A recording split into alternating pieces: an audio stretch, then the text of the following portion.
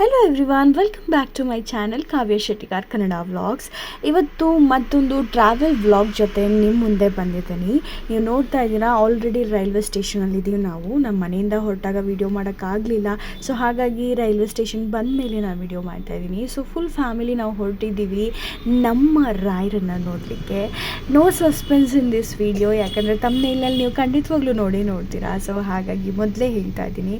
So ತುಂಬ ದಿನದಿಂದ ಆಸೆ ಇತ್ತು ನನಗೆ ಮಂತ್ರಾಲಯಕ್ಕೆ ಹೋಗಬೇಕು ಅಂತ ಹೇಳಿ. ಸೊ ಹಾಗಾಗಿ ಇಡೀ ಫ್ಯಾಮಿಲಿನ ಹೊರಡಿಸಿ ನಾನು ಕೂಡ ಹೊರಟೆ. ಸೊ ರಾತ್ರಿ 12 ಗಂಟೆಗೆ ನಮಗೆ ಟ್ರೈನ್ ಇದ್ದಿತ್ತು. ಬೆಳಿಗ್ಗೆ 7:45 ಆಗಿತ್ತು ನಾವು ರೀಚ್ ಆಗುವಾಗ. ಸೊ ಸೂರ್ಯ ಹಾಗೆ ನನ್ನ ಬೊಗಸೆಯಲ್ಲೇ ಬಂದು ಬಿಡ್ತಾನೆ ಅನ್ನೋಷ್ಟು ತುಂಬ ಒಳ್ಳೆ ಫೀಲ್ ಕೊಡ್ತಾಯಿತ್ತು. ಸೊ ತುಂಬ ಮನಸಾರೆ ಭಕ್ತಿಯಿಂದ ನಾನು ಈ ಟ್ರಾವೆಲ್ನ ಮಾಡಿದೆ ಅಂತ ಹೇಳ್ಬೋದು. ಸೊ ಮಂತ್ರಾಲಯಕ್ಕೆ ಬಂದು ಇಳಿದ್ವಿ. ಇದು ರೈಲ್ವೆ ಸ್ಟೇಷನ್. ಇಲ್ಲಿ ನಾವು ಆಲ್ರೆಡಿ ಬುಕ್ ಮಾಡ್ತಿದ್ದಂತಹ ಟಿ ರೆಡಿ ಇತ್ತು. ಸೊ ನೀವು ಯಾವ ಹೋಟೆಲ್ ಅಥವಾ ಹೋಮ್ ಸ್ಟೇ ಯಾವುದಾದ್ರೂ ಬುಕ್ ಮಾಡ್ಕೊಳ್ಬೋದು. ಸೊ ಆ ಹೋಟ್ಲವರೇ ನಿಮಗೆ ಅರೇಂಜ್ ಮಾಡಿಕೊಡ್ತಾರೆ ಇದನ್ನೆಲ್ಲದೂ. ಸೊ ನಾವು ಹೋಮ್ ಸ್ಟೇ ಬುಕ್ ಮಾಡಿದ್ವಿ. ಸೊ ರೂಮ್ಗೆ ಹೋಗಿ ಬೇಗ ಫ್ರೆಶರ್ನಪ್ ಆದ್ವಿ. ಯಾಕಂತ ಹೇಳಿದ್ರೆ ಆಲ್ರೆಡಿ ನಾವು ರೀಚ್ ಆಗುವಾಗಲೇ 8:30 ಆಗಿತ್ತು. ಯಾಕಂದರೆ ರೈಲ್ವೆ ಸ್ಟೇಷನಿಂದ ನಾವಿದ್ದಂಥ ಮಂತ್ರಾಲಯ ನಿಯರ್ ಬೈ 350 ಮೀಟರ್ಸ್ ಅಷ್ಟು ಇತ್ತು ಅಷ್ಟೇ ನಾವು ತಗೊಂಡಂತಹ ಹೋಮ್ ಸ್ಟೇ. ಸೊ ಅಲ್ಲಿಗೆ 18 ಕಿಲೋಮೀಟರ್ಸ್ ಆಗುತ್ತೆ ರೈಲ್ವೆ ಸ್ಟೇಷನಿಂದ. ಸೊ ಹಾಗಾಗಿ ನಾವು ಬೇಗ ರೆಡಿಯಾಗಿ ನಾವು ರಾಯರ ದರ್ಶನಕ್ಕೆ ಬಂದ್ವಿ. ನೀವು ನೋಡ್ತಾ ಇದ್ದೀರಾ, ತುಂಬ ನೆಮ್ಮದಿಯಾಗಿ ನಾವು ದರ್ಶನ ಮಾಡ್ತೀವಿ ಅಂತ ಹೇಳ್ಬೋದು. ತುಂಬ ಮನಸ್ಸಿಟ್ಟು ರೆಡಿಯಾಗಿದ್ದೆ ರಾಯರನ್ನು ನೋಡೋಕ್ಕೆ. ತುಂಬ ಮನಸ್ಸಿತ್ತು, ನಾನು ಸ್ಯಾರಿ ಉಡಬೇಕು. ಹಾಗೆ ಅದಕ್ಕೋಸ್ಕರ ಹೊಸ ಸೀರೆ ತೊಗೊಂಡೆ. ನಾನು ಸ್ಯಾರಿ ಬ್ಲೌಸ್ ಎಲ್ಲ ಹೊಲಿಸಿದ್ದೆ. ನೀವು ನೋಡ್ತಾ ಇದ್ದೀರಾ, ನಮಗೆ ಡೈರೆಕ್ಟ್ ದರ್ಶನ ಇತ್ತು.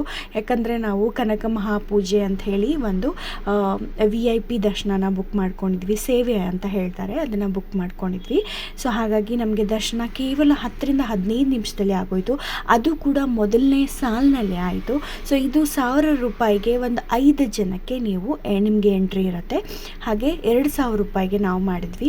ನಾವು ಟೋಟಲ್ 10 ಜನ ಇದ್ವಿ. ಹಾಗಾಗಿ ಸೊ ಎಷ್ಟು ನೆಮ್ಮದಿ ಕೊಡ್ತು ಅಂತ ಹೇಳಿದ್ರೆ, ನಾನು ರಾಯರಿಗೆ ಮಂಡಿ ಸೇವೆಯನ್ನು ಮಾಡಿದೆ. ಸೊ ಅಂದರೆ ಹೆಜ್ಜೆ ಸೇವೆ ಅಂತ ಹೇಳ್ತೀವಿ. ಸೊ ಒಂದೊಂದು ಹೆಜ್ಜೆಗೂ ಒಂದೊಂದು ನಮಸ್ಕಾರ. ಸೊ ಹೆಜ್ಜೆ ನಮಸ್ಕಾರವನ್ನು ನಾನು ಹಾಕಿದೆ. ನಿಜವಾಗ್ಲೂ ಹೇಳ್ತೀನಿ, ತುಂಬ ಖುಷಿ ಕೊಡ್ತು ಮನಸ್ಸಿಗೆ. ಆ ರಾಯರು ನಾನು ಕೇಳಿದ್ದನ್ನೆಲ್ಲ ನನಗೆ ಕರುಣಿಸ್ಲಿ, ಹಾಗೆ ನಿಮ್ಮೆಲ್ಲರಿಗೂ ಒಳ್ಳೇದು ಮಾಡಲಿ ಅಂತ ಆಶಿಸ್ತಾ ಇದ್ದೀನಿ. ಸೊ ಹಾಗೆ ದರ್ಶನ ಮುಗಿಸ್ಕೊಂಡು ಸೀದಾ ನಾವು ರೂಮ್ ಕಡೆ ಮತ್ತೆ ಹೊರಟ್ವಿ. ಯಾಕಂದರೆ ಸ್ವಲ್ಪ ನಮಗೆ ತಡ ಆಯಿತು. ಅಲ್ಲಿ ಕೂತಿದ್ವಿ, ಪ್ರಸಾದಕ್ಕೆ ತುಂಬ ಲೈನ್ ಇತ್ತು. ಸೊ ಹಾಗಾಗಿ ಎಕ್ಸ್ಟ್ರಾ ಪ್ರಸಾದ ತೊಗೋಬೇಕು ಅಂತ ಹೇಳಿದ್ರೆ ನಾವು ಲೈನ್ಗೆ ನಿಲ್ಲಲೇಬೇಕು. ಸೊ ನಾವಿದ್ದಂಥ ಹೋಮ್ ಸ್ಟೇ ಎದುರುಗಡೆನೇ ಹಸುಗಳನ್ನ ಕಟ್ಟಿದ್ರು. ಸೊ ಅಲ್ಲಿ ನನ್ನ ಮಗಳು ಸ್ವಲ್ಪ ಆಟ ಆಡ್ತಾ ಇದ್ಲು. ಹಾಗೆ ನಾವು ಕೂಡ ಎಲ್ಲ ರೆಡಿಯಾಗಿ ಮೊದಲು ನಾವು ಅದೇ ಟಿನಲ್ಲಿ ಹೊರಟಿದ್ದು ಶ್ರೀ ಅಭಯಾಂಜನೇಯ ಟೆಂಪಲ್ಗೆ. ಸೊ ಇಲ್ಲಿ ನೋಡ್ತಾ ಇರ್ಬೋದು, ಇದು ಕೂಡ ಸಮ್ ಅರೌಂಡ್ ಒಂದು 14-15 ಕಿಲೋಮೀಟರ್ಸ್ ಆಗುತ್ತೆ ನಿಮಗೆ ಅಲ್ಲಿಂದ. ಸೊ ಅತ್ಯದ್ಭುತವಾದಂತಹ ಆಂಜನೇಯನ ವಿಗ್ರಹವನ್ನು ನಾವಿಲ್ಲಿ ನೋಡ್ಬೋದು. ತುಂಬ ಚೆನ್ನಾಗಿತ್ತು ಈ ಪ್ಲೇಸು ಕೂಡ. ನಿಮಗೆ ಗ್ರೀನರಿ ಇರುತ್ತೆ, ಹಾಗೆ ತುಂಬ ಕಾಮಾಗಿರುತ್ತೆ ಈ ಪ್ಲೇಸು. ಜಾಸ್ತಿ ಹೊತ್ತು ನಿಲ್ಲಬೇಕು ಅಂತೇನಿಲ್ಲ, ರಶ್ ಇರಲ್ಲ. ಬೇಗ ಹೋಗಿ ನೀವು ಆ ಅಭಯಾಂಜನೇಯನ ದರ್ಶನವನ್ನು ಮಾಡಿಕೊಂಡು ಬರಬಹುದು. ನಾವಿಲ್ಲಿ ಈ ಒಂದು ಎಕ್ಸ್ಪೀರಿಯನ್ಸ್ನ ಇಡೀ ಫ್ಯಾಮಿಲಿ ಜೊತೆ ಮಾಡಿದ್ದು ನಮಗೆ ತುಂಬ ಖುಷಿ ಕೊಡ್ತು. ಯಾಕಂತ ಹೇಳಿದ್ರೆ ನಾವು ಒಬ್ಬೊಬ್ಬರೇ ಹೋಗಬೇಕು ಅಂತ ಎಷ್ಟೇ ಸತಿ ನಾವು ಬುಕ್ಕಿಂಗ್ ಮಾಡಬೇಕು ಅಂತ ಅಂದ್ಕೊಂಡ್ರೂ ಆಗ್ತಿರ್ಲಿಲ್ಲ. ಬಟ್ ಇಡೀ ಫ್ಯಾಮಿಲಿ ಜೊತೆ ಬುಕ್ಕಿಂಗ್ ಮಾಡೋಣ ಅಂತ ಹೇಳಿ ಬುಕ್ಕಿಂಗ್ ಮಾಡಿದಾಗ ಖಂಡಿತವಾಗ್ಲೂ ನಮಗೆ ಟ್ರೈನ್ ಟಿಕೆಟ್ ಪಕ್ಕ ಸಿಕ್ಬಿಡ್ತು. ಹಾಗೆ ನಾವು ಪ್ಲ್ಯಾನ್ ಮಾಡ್ದೇ ಸಡನ್ನಾಗಿ ಹೊರಟ್ವಿ ಅಂತಲೂ ಹೇಳ್ಬೋದು. ಸೊ ಇದಿಷ್ಟು ನಮ್ಮ ಟ್ರಾವೆಲ್ ಜರ್ನಿ ತುಂಬ ಖುಷಿ ಕೊಡ್ತು. ಸ್ಪೆಷಲಿ ಯಾವುದಾದ್ರು ಒಂದು ಟೆಂಪಲ್ಗೆ ಹೋಗಬೇಕು ಅಂತ ಹೇಳಿದ್ರೆ ಆ ಕಾಲ ಕೂಡಿ ಬರಬೇಕು ಅಂತ ಹೇಳ್ತಾರೆ. ಹಾಗೆ ರಾಯರ ಹತ್ರ ಹೋಗಬೇಕು ಅಂತ ಹೇಳಿದ್ರೆ ರಾಯರೇ ನಮ್ಮನ್ನು ಕರೆಸಬೇಕು ಅಂತ ಕೂಡ ಹೇಳ್ತಾರೆ. ಸೊ ಹಾಗಾಗಿ ಈ ಸಮಯದಲ್ಲಿ ರಾಯರೇ ನಮ್ಮನ್ನು ಕರೆಸ್ಕೊಂಡ್ರು, ಇಡೀ ಫ್ಯಾಮಿಲಿ ಸಮೇತ ಅಂದರೆ ಕುಟುಂಬ ಸಮೇತ ಅಂತ ಅನ್ನಿಸ್ತು ನಮಗೆ. ಯಾಕಂತೇಳಿದ್ರೆ ನಾವು ಒಬ್ಬೊಬ್ಬರೇ ಬುಕ್ ಮಾಡಬೇಕು ಅಂತ ಅಂದ್ಕೊಂಡಾಗ ಯಾವಾಗಲೂ ನಮಗೆ ಕಾಲ ಕೂಡೇ ಬರ್ತಿರಲಿಲ್ಲ, ನಾವು ಹೋಗೋಕ್ಕೆ ಆಗ್ತಿರಲಿಲ್ಲ. ಒಂದು ಸತಿ ಯಾವಾಗ ಎಲ್ಲರೂ ಹೋಗೋಣ ಅಂತ ಪ್ಲ್ಯಾನ್ ಮಾಡಿದ್ವೋ ಆಗ ಟಿಕೆಟ್ ಕೂಡ ಪಟ ಅಂತ ಬುಕ್ ಮಾಡಿದ್ವಿ, ಹೊರಟ್ಬಿಟ್ವಿ ಅಲ್ಲಿಂದ. ಸೊ ಹಾಗಾಗಿ ಅಭಯಾಂಜನೇಯ ದರ್ಶನ ಮುಗಿಸಿದ ತಕ್ಷಣ ನಾವು ಬಂದಿದ್ದು ಪಂಚಮುಖಿ ಆಂಜನೇಯ ದರ್ಶನವನ್ನು ಮಾಡಲಿಕ್ಕೆ. ಸೊ ನಿಮಗೆ ಅವರೇ ಕರ್ಕೊಂಡು ಹೋಗ್ತಾರೆ, ಎಲ್ಲೆಲ್ಲಿ ನೀವು ನಿಯರ್ ಬೈ ಪ್ಲೇಸಸ್ ನೋಡಬಹುದು ಅಂತ ಹೇಳಿಬಿಟ್ಟು. ಸೊ ಹಾಗಾಗಿ ನಾವು ಈ ದರ್ಶನವನ್ನು ಆರಾಮಾಗಿ ಮುಗಿಸ್ಕೊಂಡು ಬರಬಹುದು. ನಮಗೆ ರಿಟರ್ನ್ ಟ್ರೈನ್ ಇದ್ದಿದ್ದು ಅವತ್ತೇ ರಾತ್ರಿ 12 ಗಂಟೆಗೆ. ಸೊ ಹಾಗಾಗಿ ನಮಗೆ ಆರಾಮಾಗಿ ನಾವೆಲ್ಲ ಪ್ಲೇಸ್ನ ನೋಡ್ಕೊಂಡು ಬರ್ಬೋದಾಗಿತ್ತು. ಸೊ ನಾವು ಮಂತ್ರಾಲಯವನ್ನು ಮುಗಿಸಿ ಒಂದು ಸ್ವಲ್ಪ ಹೊತ್ತು ರೂಮ್ನಲ್ಲಿ ರೆಸ್ಟ್ ಮಾಡಿ ನಂತರ ಹೊರಟು ನಾವು ಅಭಯಾಂಜನೇಯ ಟೆಂಪಲ್ನ ನೋಡ್ಕೊಂಡು ಬಂದ್ವಿ. ಹಾಗೆ ಈಗ ಪಂಚಮುಖಿ ಆಂಜನೇಯ ಟೆಂಪಲ್ನ ನೋಡ್ತಾ ಇದ್ವಿ. ಅಲ್ಲೇ ನಮಗೆ ದೇವಿ ಟೆಂಪಲ್ ಕೂಡ ನೋಡೋಕ್ಕೆ ಸಿಗುತ್ತೆ. ಸೊ ಹಾಗಾಗಿ ನೀವೆರಡೂ ಟೆಂಪಲ್ ದರ್ಶನವನ್ನು ಇಲ್ಲಿ ಮಾಡ್ಬೋದು, ಪಂಚಮುಖಿ ಆಂಜನೇಯ ಟೆಂಪಲ್ ಹತ್ರನೇ. ಇಲ್ಲಿ ನಿಮಗೆ ತುಂಬ ಭಕ್ತಿಯಿಂದ ಹೋಗಿ ಬೇಡ್ಕೊಂಡ್ರೆ ನಿಮ್ಮ ಆಸೆ ಆಕಾಂಕ್ಷೆಗಳು ಎಲ್ಲ ಈಡೇರುತ್ತೆ ಅಂತಲೂ ಹೇಳ್ತಾರೆ. ಸೊ ನಾವಿಲ್ಲಿ ತುಂಬ ಕಾಲ ಏನು ಕಳೀಲಿಲ್ಲ, ತುಂಬ ಕ್ಯೂವೇನಿರಲಿಲ್ಲ. ಸೊ ಲೈನ್ ಸ್ವಲ್ಪ ಕಡಿಮೆನೇ ಇತ್ತು. ಸೊ ಹಾಗಾಗಿ ಬೇಗ ನಮ್ಮ ಇಲ್ಲಿನ ದರ್ಶನ ಎಲ್ಲ ಮುಗೀತು. ನಾವು ಹೋಗುವಾಗಲೇ ಆಲ್ರೆಡಿ 5 o'clock ಆಗಿಬಿಟ್ಟಿತ್ತು. ಸೊ ಹಾಗಾಗಿ ನಾವು ಬೇಗ ದರ್ಶನವನ್ನು ಮುಗಿಸ್ಕೋಬೇಕಾಗಿತ್ತು. ಯಾಕಂದರೆ ಅಲ್ಲಿ ನಿಮಗೆ ದೇವಿ ದರ್ಶನವೂ ಆಗ್ತಿರಲಿಲ್ಲ, ಬೇಗ ಕ್ಲೋಸ್ ಮಾಡ್ತಾರೆ, 6 ಗಂಟೆಗೆಲ್ಲ ಅಲ್ಲಿ ಕ್ಲೋಸಿಂಗ್ ಸ್ಟಾರ್ಟ್ ಆಗಿಬಿಡುತ್ತೆ. ಸೊ ಹಾಗಾಗಿ ಇಲ್ಲಿ ನಾವು ಬಂದಿದ್ದು ಪಂಚಮುಖಿ ಆಂಜನೇಯ ಟೆಂಪಲ್ಗೆ. ಸೊ ಆಂಜನೇಯ ಟೆಂಪಲಲ್ಲಿ ನಿಮಗೆ ಆಂಜನೇಯನ ಪಾದರಕ್ಷೆ ಇಟ್ಟಿರ್ತಾರೆ, ಪಂಚಮುಖಿ ಆಂಜನೇಯನ ಪಾದರಕ್ಷೆ ಸಪ್ರೇಟಾಗಿ ಇಟ್ಟಿರ್ತಾರೆ. ಸೊ ಅಲ್ಲಿ ಕೂಡ ಫಸ್ಟ್ ಹೋಗಿ ನೀವು ಕೈ ಮುಗಿದು ನಂತರ ನೀವು ಆಂಜನೇಯನ ದರ್ಶನ ಮಾಡಲಿಕ್ಕೆ ಹೋಗ್ಬೋದು. ಇಲ್ಲಿ ನೋಡ್ತಾ ಇರ್ಬೋದು ಇದಿಷ್ಟು ದೇವಸ್ಥಾನದ ಒಳಭಾಗದಲ್ಲಿ ಇರುವಂತಹ ದೇವಸ್ಥಾನಗಳು, ಪುಟ್ಟ ದೇವಸ್ಥಾನಗಳನ್ನ ಇಟ್ಟಿದ್ದಾರೆ. ಸೊ ನೀವು ನೋಡ್ಬೋದು. ಸೊ ಈ ಪುಟ್ಟ ಹುಡುಗಿ ಪಾದರಕ್ಷೆಯಿಂದ ನಮ್ಗೆ ಆಶೀರ್ವಾದ ಮಾಡ್ತಾಯಿದ್ಲು. ಏನೋ ಒಂಥರ ಮನಸ್ಸಲ್ಲಿ ಬ್ಲೆಸ್ಡ್ ಅಂತ ಅನ್ನಿಸ್ತಾ ಇತ್ತು. ಯಾಕಂದರೆ ಸಣ್ಣ ಮಕ್ಕಳು ದೇವ್ರ ಸಮಾನ ಅಂತ ಹೇಳ್ತಾರಲ್ವ. ಸೊ ಹಾಗಾಗಿ ಅದಾದ ತಕ್ಷಣ ನಾವು ನೋಡಿದ್ದು ಆಂಜನೇಯನ ಪಾದರಕ್ಷೆಗಳು.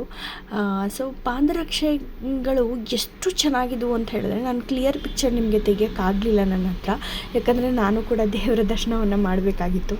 ಸೊ ಹಾಗಾಗಿ ನೋಡ್ತಾ ಇದ್ದೀರಾ, ಪಾದರಕ್ಷೆಗಳು ನೀವು ಡೈರೆಕ್ಟಾಗಿ ನೋಡಿದ್ರೇ ನಿಮಗೆ ಕರೆಕ್ಟಾಗಿ ಗೊತ್ತಾಗುತ್ತೆ ಯಾವ ರೀತಿ ಇದೆ ಅಂತ ಹೇಳಿಬಿಟ್ಟು.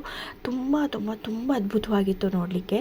ಸೊ ಹಾಗೆ ಅಲ್ಲಿ ಆಶೀರ್ವಾದ ನಾವು ತಗೊಂಡು ಸೀದಾ ನಾವು ನೀವು ಕಾಣ್ತಿರುವಂತಹ ಮೆಟ್ಲಿದೆ ನೋಡಿ, ಅಲ್ಲಿ ಆ ಮೆಟ್ಲ ಮೇಲೆ ಹತ್ತಿ ನಾವು ಆಂಜನೇಯನ ದರ್ಶನ ಮಾಡಬೇಕು. ಸೊ ಒಳಗಡೆ ವಿಡಿಯೋಗ್ರಫಿ ಫೋಟೋಗ್ರಫಿ ಅಲೋ ಇರಲಿಲ್ಲ. ಸೊ ಹಾಗಾಗಿ ಅಲ್ಲೇನೂ ನಾನು ವೀಡಿಯೋಸ್ ಮಾಡೋಕ್ಕಾಗಲಿಲ್ಲ.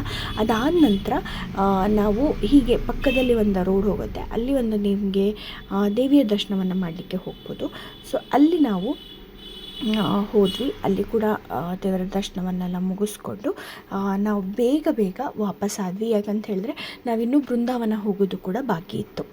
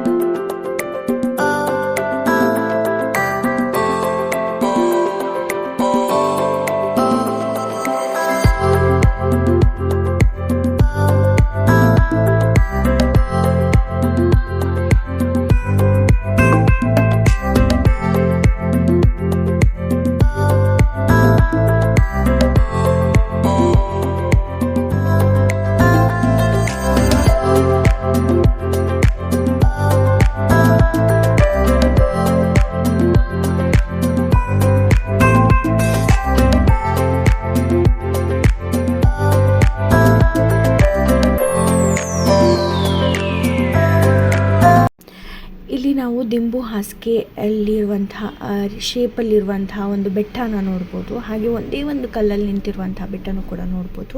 ಅದಾದ ನಂತರ ಸೀದಾ ನಾವು ಹೊರಟಿದ್ದೆ ಬೃಂದಾವನದ ಕಡೆಗೆ. ಸೊ ಬೃಂದಾವನಕ್ಕೆ ಹೋಗುವ ಮುಂಚೆ ನಾವು ಅಪ್ಪಣಾಚಾರ್ಯರ ಮನೆಗೆ ಹೋಗ್ತೀವಿ. ಸೊ ಅಪ್ಪಣಾಚಾರ್ಯರ ಮನೆಯಲ್ಲಿ ನಾವು ಏನೇನು ನೋಡ್ಬೋದು ಅಂತ ನಾನು ಸ್ವಲ್ಪ ಕ್ವಿಕ್ಕಾಗಿ ಕೆಲವೊಂದು ಕ್ಲಿಪ್ಸನ್ನ ತೆಗೆದಿದ್ದೀನಿ. ಯಾಕಂತ ಹೇಳಿದ್ರೆ ನಮಗೆ ಸ್ವಲ್ಪ ಲೇಟ್ ಆಗಿತ್ತು. ಸೊ ಹಾಗಾಗಿ ನಾವು ಬೇಗ ಹೊರಡಬೇಕಾಗಿತ್ತು. ಇಲ್ಲಿ ನಾವು ಹೋಗಿ ನೋಡಿದ್ದು ಅವರು ಧ್ಯಾನ ಮಾಡ್ತಿದ್ದಂಥ ಜಾಗವನ್ನು. ಸೊ ಹಾಗಾಗಿ ಇದು ತುಂಬ ದೈವಿ ಶಕ್ತಿಯುಳ್ಳಂತಹ ಒಂದು ಜಾಗ ಅಂತ ಅನ್ನಿಸುತ್ತೆ. ಅಲ್ಲಿ ಹೋದಾಗ ಭಕ್ತಿ ಇರಬೇಕಷ್ಟೆ ಮನಸ್ಸಲ್ಲಿ. ಸೊ ಬೇಗ ಕ್ವಿಕ್ಕಾಗಿ ನೋಡಿದ್ವಿ. ಸೊ ಹಳೆ ಮನೆ ತುಂಬ ಚೆನ್ನಾಗಿತ್ತು, ತುಂಬ ನೀಟಾಗಿ ಅದನ್ನು ಮೇಂಟೈನ್ ಮಾಡಿದ್ದಾರೆ. ಸೊ ಹಾಗೆ ನಾವು ಎಲ್ಲರೂ ಅಪ್ಪಣಾಚಾರ್ಯರ ಮನೆಯನ್ನು ನೋಡಿಕೊಂಡು ಅಲ್ಲಿ ಕಾಣಿಕೆಯನ್ನು ಹಾಕಿ ಸೀದಾ ನಾವು ಹೊರಟಿದ್ದು ಬೃಂದಾವನದ ಕಡೆಗೆ. ಮತ್ತೆ ಸೊ ಇದು ಔಟರ್ ಲುಕ್, ಅಪ್ಪಣಾಚಾರ್ಯರ ಮನೆಯ ಹೊರಭಾಗವನ್ನು ನಾನು ತೋರಿಸ್ತಾ ಇದ್ದೀನಿ ನಿಮಗೆ. ಸೊ ನೋಡಿ, ಹಂಚಿನ ಮನೆ, ಹಾಗೆ ಸ್ವಲ್ಪ ಅಲ್ಲಿ ಮಾಡ್ಯುಲೇಷನ್ ಮಾಡಿದ್ದಾರೆ. ಸೊ ಅದಾದ ತಕ್ಷಣ ನಾವು ಅಲ್ಲಿಂದ ಕೆಲವೇ ದೂರಗಳಲ್ಲಿ ನಾವು ಬೃಂದಾವನಕ್ಕೆ ತಲುಪ್ತೀವಿ. ಸೊ ಫಸ್ಟು ಬಂದ ತಕ್ಷಣ ನಾನು ನೋಡಿದ್ದೆ ಗೋಶಾಲೆ, ಬಿಚ್ಚಾಲೆ ಅಂತ ಹೇಳ್ತೀವಿ. ಸೊ ಇಲ್ಲಿ ಎಷ್ಟು ಅದ್ಭುತ ಅಂತ ಹೇಳಿದ್ರೆ, ಹಸುಗಳು ಹಾಗೆ ಬಂದುಬಿಡುತ್ತೆ ನಿಮಗೆ. ಏನಾದರೂ ಕೊಡ್ತಾರೆ ಅಂತ ಹೇಳಿಬಿಟ್ಟು ನಾವು ಒಂದಿಷ್ಟು ಬಾಳೆಹಣ್ಣನ್ನು ಆದಷ್ಟು ಹಸುಗಳಿಗೆ ಕೊಟ್ವಿ. ಸೊ ಗೋ ಮಾತೆಗೆ ನೀವು ಎಷ್ಟು ದಾನ ಮಾಡ್ತೀರೋ ಅಷ್ಟು ಒಳ್ಳೆಯದು ಅಂತ ಹೇಳ್ತಾರೆ. ಸಂಪೂರ್ಣ ದೇವತೆಗಳು ಗೋನಲ್ಲಿ ಇರ್ತಾರೆ ಅನ್ನೋದೊಂದು ಗೊತ್ತಿರುವಂತಹ ವಿಚಾರ ಎಲ್ಲರಿಗೂ. ಸೊ ಹಾಗಾಗಿ ಗೋಶಾಲೆಯಲ್ಲಿ ಸ್ವಲ್ಪ ನಾವು ಬಾಳೆಹಣ್ಣುಗಳನ್ನ ತಗೊಂಡು ಎಲ್ಲ ಹಸುಗಳಿಗೂ ಕೊಟ್ವಿ. ಹಾಗೆ ಇಲ್ಲಿ ಸ್ವಲ್ಪ ಮಾರ್ನಿಂಗ್ ಟೈಮಲ್ಲಿ ಅಥವಾ ಸ್ವಲ್ಪ ಬೆಳಕಿರೋ ಟೈಮಲ್ಲಿ ಬಂದರೆ ನಿಮಗೆ ವ್ಯೂ ತುಂಬ ಚೆನ್ನಾಗಿರುತ್ತೆ. ಸೊ ಇದು ಏಕಶಿಲಾ ಬೃಂದಾವನ. ಸೊ ಇಲ್ಲಿ ಪಕ್ಕದಲ್ಲೇ ನದಿ ಹರಿತಾ ಇರುತ್ತೆ. ಸೊ ತುಂಬ ಚೆನ್ನಾಗಿತ್ತು ವ್ಯೂ. ಬಟ್ ಮಾರ್ನಿಂಗ್ ಟೈಮಲ್ಲಿ ಬಂದಿದ್ದರೆ ಇನ್ನೂ ಚೆನ್ನಾಗಿ ನೀವು ಅದನ್ನು ಅಬ್ಸರ್ವ್ ಮಾಡ್ಬೋದಾಗಿತ್ತು. ಸೊ ನಾವು ಸ್ವಲ್ಪ ಲೇಟಾಗಿರುತ್ತು ಬರೋದು, ಹಾಗಾಗಿ ನಮಗೆ ಹಾಗೆ ನೋಡೋದಕ್ಕೆ ವ್ಯೂ ಚೆನ್ನಾಗಿತ್ತು. ಬಟ್ ಇನ್ನೂ ವಿಡಿಯೋದಲ್ಲಿ ಆ ಜಸ್ಟಿಸ್ ಮಾಡ್ತಾಯಿಲ್ಲ. ಸೊ ಹಾಗಾಗಿ ಹೇಳ್ತಾ ಇದ್ದೀನಿ. ಸೊ ಇದೇನಿದ್ರ ಹಿನ್ನೆಲೆ ಅನ್ನೋದನ್ನು ಇಲ್ಲೊಬ್ಬರು ಭಟ್ರು ಹೇಳ್ತಾರೆ. ಅದನ್ನು ಕೂಡ ನಾನು ಕ್ಲಿಪ್ಪಿಂಗ್ ಹಾಕ್ತೇನೆ ನಿಮಗೆ. ಇಲ್ಲೇನು ನೋಡ್ತಾ ಇದ್ದೀರಲ್ಲ ನೋಡಿ, ಎಷ್ಟು ಅದ್ಭುತವಾಗಿದೆ ಇವೆಲ್ಲ ಅಂತ ಹೇಳಿದ್ರೆ ಇದರ ಸ್ಟೋರಿ ಗೊತ್ತಿರಬೇಕು ನಿಮಗೆ. ರಾಯರ ಹಿನ್ನೆಲೆ ಗೊತ್ತಿದ್ದರೆ ಇವೆಲ್ಲ ಜಾಗಕ್ಕೆ ಹೋಗಿದ್ದು ಸಾರ್ಥಕ ಅಂತ ಅನಿಸುತ್ತೆ. ಯಾಕಂದರೆ ನಾವು ಹಿನ್ನೆಲೆ ಗೊತ್ತಿದ್ದರೆ ಮಾತ್ರ ನಾವಲ್ಲಿ ಏನು ನಡೆದಿದೆ, ಏನಾಗಿತ್ತು, ಅವರು ದೈವಿ ಶಕ್ತಿಯಾಗಿ ಹೇಗೆ ಬದಲಾದರು ಅನ್ನೋದನ್ನು ನಾವು ತಿಳ್ಕೊಳ್ಳೋಕ್ಕೆ ಸಾಧ್ಯ. ಹಾಗೆ ನಮ್ಮನ್ನು ಕಾಯ್ತಿರುವಂತಹ ಆ ಗುರು ರಾಯರನ್ನು ನಂಬೋಕ್ಕೆ ಸಾಧ್ಯ ಅಂತ ಹೇಳ್ಬೋದು. ಇಲ್ಲಿ ನೋಡ್ತಿದ್ರಲ್ಲ, ಇದೇ ಏಕಶಿಲಾ ಬೃಂದಾವನ. ಸೊ ಇದು ಯಾಕೆ, ಹೇಗೆ ಅನ್ನೋದನ್ನು ನಾವೀಗ ತಿಳ್ಕೊಳ್ಳೋಣ. ಹೌದಾ? ಬೆಂಕಿ ಇಲ್ಲದೆ ನನ್ನ ಹೇಗಂದರೆ, ಅಪಣಾತ್ರ ಕಾಲದಲ್ಲಿ ಗುರುಕುಲ ಇತ್ತು. ಗುರುಕುಲ ನಿಮ್ಗೆ ಗೊತ್ತಲ್ಲ. ಆ ಗುರುಕುಲದಲ್ಲಿ ಮಕ್ಕಳು ಪಾಠದ ನಂತರ ಈ ಊರ ಕಡೆ ಹೋಗಿ ಭಿಕ್ಷಾ ತಗೊಂಡು ಬರ್ತಾ ಇದ್ರು. ಬಂದಿರ್ತಕ್ಕಂಥ ಅಕ್ಕಿ ಬೆಳೆನ ಒಂದು ಬಟ್ಟೆ ಗಂಟಲಿ ಕಟ್ಟಿ ಈ ಬೃಂದಾವನ ಕಾಣ್ತಾ, ಅದರ ಹಿಂದೆ ಅಪಣಾತ್ರ ಕಾಲದಲ್ಲಿ ದೊಡ್ಡ ಅರಳಿ ವೃಕ್ಷ ಆಯಿತು. ಆ ವೃಕ್ಷ ಎಲ್ಲ ಬಿದ್ದೋಗಿದೆ. ಆ ವೃಕ್ಷದ ರಂಬೆಗೆ ತೂಗಿ ಹಾಕ್ತಾರೆ ಮಕ್ಕಳು ತಂದಿರ್ತಕ್ಕಂಥ ಅಕ್ಕಿ ಬೆಳೆನ. ಆಮೇಲೆ ಅಪ್ಪಣಾಚಾರ್ಯ ಏನು ಮಾಡ್ತಾರೆ, ಉಗ್ರ ನರಸಿಂಹಸ್ವಾಮಿ ಇದನ್ನು ಪೂಜೆ ಮಾಡಿ, ಇಲ್ಲಿ ಆಂಜನೇಯ ಸ್ವಾಮಿ ಕಾಣುತ್ತೆ, ಇದೇ ಆಂಜನೇಯ ಸ್ವಾಮಿ ಅಪ್ಪಣಾಚಾರ್ಯ ಪೂಜೆ ಮಾಡಿ ಅಭಿಷೇಕ ಮಾಡ್ತಾರೆ. ಅಭಿಷೇಕ ಮಾಡಿರ್ತಕ್ಕಂಥ ತೀರ್ಥ ಹಾಗೆ ಪ್ರೋಕ್ಷಣೆ ಮಾಡ್ತಾ ಬಿಸಿಯಾಗಿ ಅನ್ನ ಆಗ್ತಾಯಿತ್ತು. ಆ ತಾಣಕ್ಕೆ ಭಿಕ್ಷಾಲಯ ಅಂದರೆ ರಾಘವೇಂದ್ರ ಸ್ವಾಮಿ ಅವರು ಇಲ್ಲಿ ಬಂದು 13 ವರ್ಷ ಇಲ್ಲೇ ಇದ್ದರು ಅಪ್ಪಣಾಚಾರ್ಯ ಜೊತೆಯಲ್ಲಿ. ಆ 13 ವರ್ಷ ಇದ್ದ ಕಾಲದಲ್ಲಿ ಬೃಂದಾವನ ಕಾಣ್ತಾ ಇದೆಯಾ, ಈ ಜಾಗದಲ್ಲಿ ಸಾಕ್ಷಾತ್ ರಾಯರ ಕೂತ್ಕೊಂಡು 13 ವರ್ಷಗಳ ಕಾಲ ಹೋಮ ಜಪ ತಪ ಮಾಡ್ತಕ್ಕಂಥ ಸ್ಥಳ. ಇದೊಂದು ಮಾಮೂಲಿ ಜಾಗ ಅನ್ಕೋಬೇಡಿ, ತುಂಬ ಜಾಗೃತವಾದ ಸ್ಥಳ ಇದು. ಇಲ್ಲಿ ನೋಡ್ತಕ್ಕಂಥ ಬೃಂದಾವನ ಅಪ್ಪಣ್ಣಾಚ ಬೃಂದಾವನ ಅಲ್ಲ, ಇದು ಅಪ್ಪಣ್ಣಾಚ ಪ್ರತಿಷ್ಠಾಪನೆ ಮಾಡಿದ ರಾಯರು ಏಕಶಿಲಾ ಬೃಂದಾವನ. ಇವತ್ತಿಗೂ ಬೆಳಗ್ಗೆ 4:15 ಸುಮಾರು ಅಪ್ಪಣ್ಣಾಚರ ಮತ್ತು ರಾಯರು ಇಲ್ಲಿ ಬಂದು ಟುಡೇ ಬಂದು ಸ್ನಾನ ಮಾಡಿ ಹೋಗ್ತಾರೆ ಅಂತ ಪ್ರತೀತಿ ಇದೆ. ಇವೆಲ್ಲ TV ಸೀರಿಯಲ್ ನೋಡಿರ್ಬೋದು, ಅಪ್ಪಣ್ಣಾಚರ ಬರ್ತಾ ಇರ್ತಾರೆ, ನದಿ ದಾರಿ ಬಿಟ್ಟರೆ ನೋಡಿರ್ಬೋದು. ಆ ಜಾಗ ಇದೇ ಜಾಗನೇ. ಇಲ್ಲಿಂದ ಅಪ್ಪಣ್ಣಾಚರ ಮಂತ್ರಾಲಯಕ್ಕೆ ಹೋದ್ಮೇಲೆ ಮಂತ್ರಾಲಯ ಬೃಂದಾವನ ಕಂಪ್ಲೀಟ್ ಆಗಿರುತ್ತೆ. ಆ ಬೃಂದಾವನದ ಕ್ಷಣವೇ ಅಪ್ಪಣ್ಣಾಚ 3 ಚೌಕ್ ಕೆಳಗೆ ಬೀಳ್ತಾರೆ. ಆದರೆ ರಾಯರು ಬೃಂದಾವನ ಒಳಗಿಂದ ಹೇಳ್ತಾರೆ, ಅಪ್ಪಣ್ಣ ಪ್ರತಿನಿತ್ಯ ನನ್ನ ದರ್ಶನಕ್ಕೆ ಮಂತ್ರಾಲಯಕ್ಕೆ ಬರಬೇಡ, ನಾನು 13 ವರ್ಷ ಇಲ್ಲಿ ಕೂತ್ಕೊಂಡು ಹೋಮ ಜಪ ತಪ ಮಾಡ್ತಾ ಇದ್ದೆ ಬಿಚ್ಚಾಲಿ ಒಳಗೆ. ಆ ಜಾಗದಲ್ಲಿ ಬೃಂದಾವನ ಪ್ರತಿಷ್ಠಾಪನೆ ಮಾಡು, ನಿನ್ನ ಜಾಗಕ್ಕೆ ನಾನೇ ಬರ್ತೀನಿ ಅಂತ ಹೇಳಿದಾಗ ತಿರ್ಗಾ ಅಪ್ಪಣ್ಣಾತ್ರಲಿಂದರಿಗೆ ಬಂದು ಏಕಶಿಲಾ ಬೃಂದಾವನ ಪ್ರತಿಷ್ಠಾಪನೆ ಮಾಡಿದ್ರೆ ಅಲ್ಲಿ ಜ್ಯೋತಿ ರೂಪದಲ್ಲಿ ಬಂದು ಅಪ್ಪಣ್ಣಾತ್ರಿಗೆ ದರ್ಶನ ಕೊಟ್ಟು ರಾಯರಿಗೆ ಪ್ರತಿನಿತ್ಯ ಊಟ ಮಾಡೋ ಸಮಯದಲ್ಲಿ ಕಡ್ಲಿ ಬೇಳೆ ಚಟ್ನಿ ಮತ್ತು ಮಸ್ತಿ ಕಡೆ ಬಂದರೆ ತುಂಬ ಇಷ್ಟ.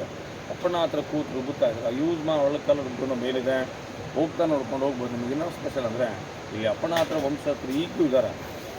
ಅವರ ಅಷ್ಟೋತ್ತರ ಸತ್ಯಸೇವಾ ಪ್ರತಿನಿತ್ಯ ಬಂದಂಥ ಭಕ್ತಾದಿಗಳಿಗೆ ಅನ್ನದಾನ ಮಾಡ್ತಾ ಪ್ರತಿನಿತ್ಯ 1,000-2,000 ಅನ್ನದಾನ ಆಗುತ್ತೆ. ನಾವು ಅಷ್ಟೋತ್ತರ ಅನ್ನದಾನ ಅದಕ್ಕೆ ಮಾಡಿಸ್ಬೇಕಂದ್ರೆ ರಾಘವೇಂದ್ರ ಸ್ವಾಮಿಗಳು ನಿಮಗೆ ತಿಳಿದ ಮಟ್ಟಿಗೆ ಬಹಳ ಹಾಡು ಬಹಳ ಮಂತ್ರಗಳಿವೆ. ಆದರೆ ಅವ್ರಿಗೆ ಇಷ್ಟವಾಗಿದ್ದು ಅಪ್ಪಣ್ಣ ಆಚಾರ ಮಾಡಿರ್ತಕ್ಕಂಥ ಅಷ್ಟೋತ್ತರ ಅನ್ನದಾನ ಮಾಡಿದಾಗ ಅಪ್ಪಣ್ಣ ಹತ್ರ ಸ್ವಲ್ಪ ಸಂತೋಷಗೊಂಡು ನಮ್ಮ ಒಂದು ಜೀವನದ ಫೈಲರ್ ರಾಯರ ಮುಂದೆ ಅಪ್ಪಣ್ಣ ಹತ್ರ ಕೊಡ್ತಾರೆ. 4 ಜನ ಭಕ್ತರು ಊಟ ಮಾಡ್ತಾರೆ. ನಿಮಗೇ ಗೊತ್ತಿರೋ ಹಾಗೆ ಎಲ್ಲರಿಗಿಂತ ಶ್ರೇಷ್ಠ ಧಾರಣೆ ಅನ್ನದಾನ ಅಂತ ಹೇಳ್ತಾರೆ. ಮಂತ್ರಾಕ್ಷತೆ ಕೊಡ್ತಾರೆ, ಯಥಾನುಶಕ್ತಿ ಅನ್ನದಾನ ಕೊಡ್ಬೋದು. ನಾಳೆಗೆ ಅನ್ನದಾನ ಯೂಸ್ ಆಗುತ್ತೆ. ನಾಳೆಯಿಂದ ಒಂದು 4 ಜನ ಭಕ್ತರು ನಿಮಗೆ ಊಟ ಮಾಡ್ತಾರೆ. ಸರ್ ಹೂ ಯಾವ್ದು ಬೇಕು ಊಟ ಬೇಕು ತಿಳಿದಿರಾ?